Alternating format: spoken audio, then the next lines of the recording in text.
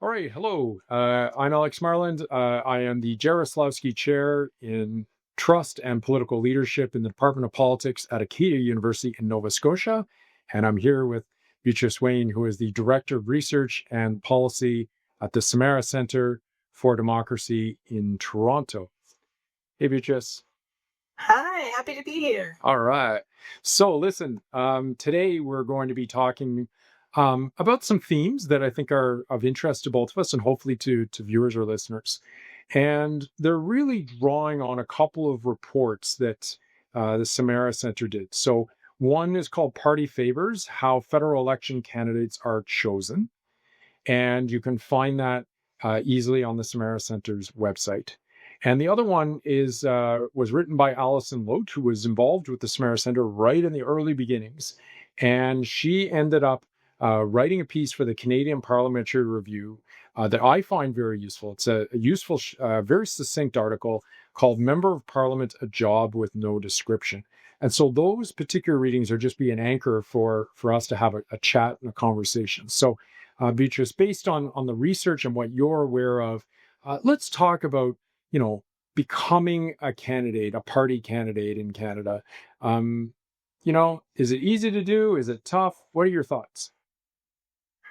It seems incredibly tough to me. And I have to say, before joining the Samara Center for Democracy, it's not that sort of initial stage is not something I had ever given a lot of thought to as part of a critical part of the political process. But it absolutely it is. It determines who sits in the House of Commons. It is a crucial, and I think understudy first stage. And when we really look at the way that um, parties aren't required to share information about this process, it opens up a lot of questions about the opacity of it, the lack of transparency, and really creates concerns about whether we are going to be able to get a very good representation, get people who really want to run and make change in their community into Parliament as our representatives.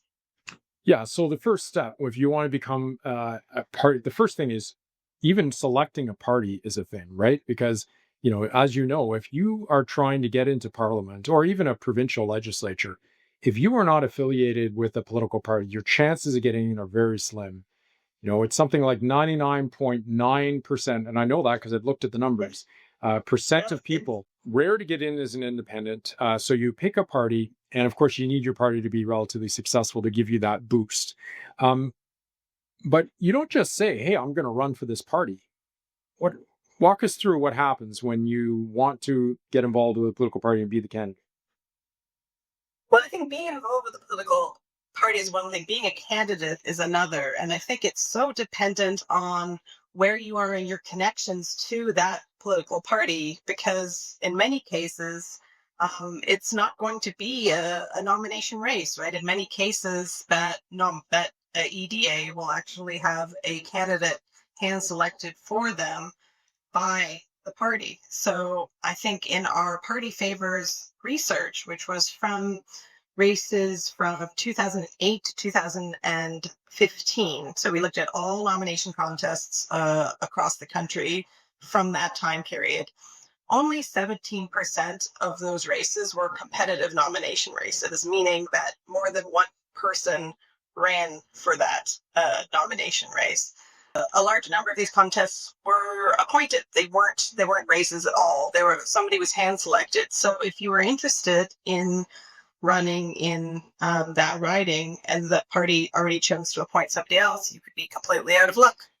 Yeah, and let's even get into, like, there's also vetting, right? Like, you can't just say, hey, I'm going to run and that's that. I mean, you have to fill out a nomination package that could be 20 pages long, 50 pages long. They want to know everything.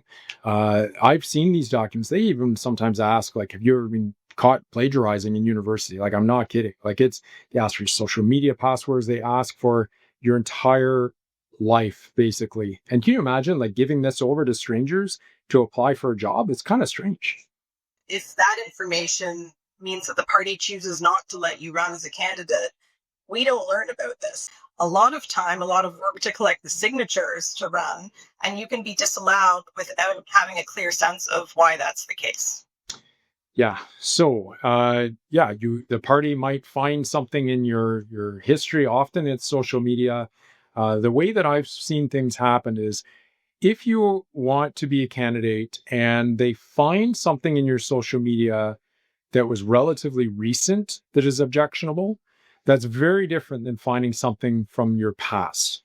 So if it is many years ago, the party can find a way to say, well, you've learned and you're not that person anymore. And, they can get a handle on it. But if you've said something pretty offensive in the last year or so, they can't use that argument anymore. And so the party doesn't want to be associated with somebody who has sort of odious views. And understandably, we wouldn't want that. On the other hand, if the legislature is supposed to represent the public, and the reality is a lot of people in the public sometimes have odious views, you have to question, should the political party be the one deciding, or should it be the public who's deciding? So it really raises all these questions about what we want our democracy to be like.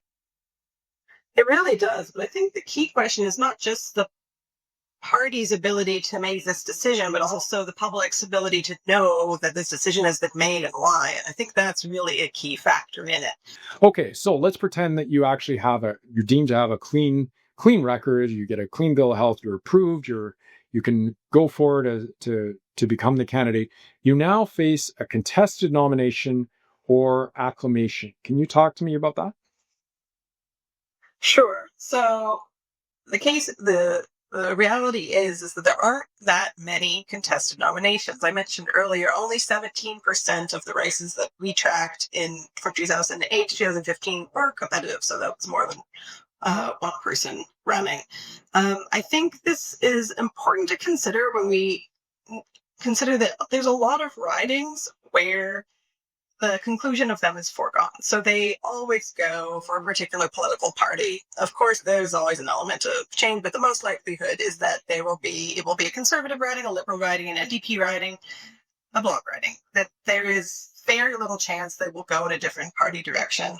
If that person is acclaimed rather than there being a competitive race, functionally the people living in that riding have almost no say over who's representing them in the House of Commons. There is very little community input into the person that is going to represent them. And I think that is a concern. We want to have healthy nomination races because we want people to feel engaged in them. We want people to be engaged in their political parties. We want people to care about who's representing them. And if the likelihood is it's going to be one person who's already foregone, I think that really limits the likelihood of people becoming more politically engaged in their communities. Yeah.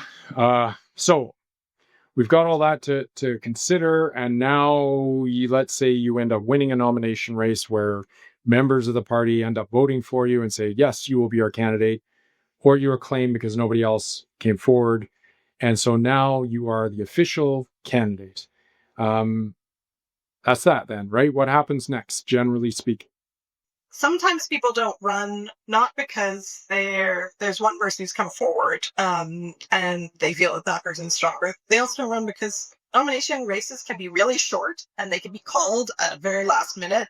So people don't necessarily have the time, even if they're very engaged in their community, even if they're pondering having a run for the nomination contest, they may not have the time to really put up a fight, especially if they know that there's a strong candidate already there that they want to challenge. There's also some issues with financing when we have short nomination races. So if somebody knows ahead of time that a race is going to be called, they can spend money before the nomination race is called, and that doesn't fall under the financing rules. So having consistent and longer nomination contests could be a really crucial way to make it a little more equal. Yeah. To open up the nomination. It also raises the question whether there's any role, or to what extent there's a role for elections agencies in all of this process. It's a whole other conversation.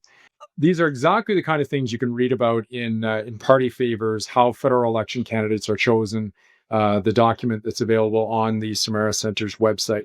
I'd like to just turn it over now, Beatrice, to talking about the other article that I had mentioned, which is Member of Parliament, a job with no description.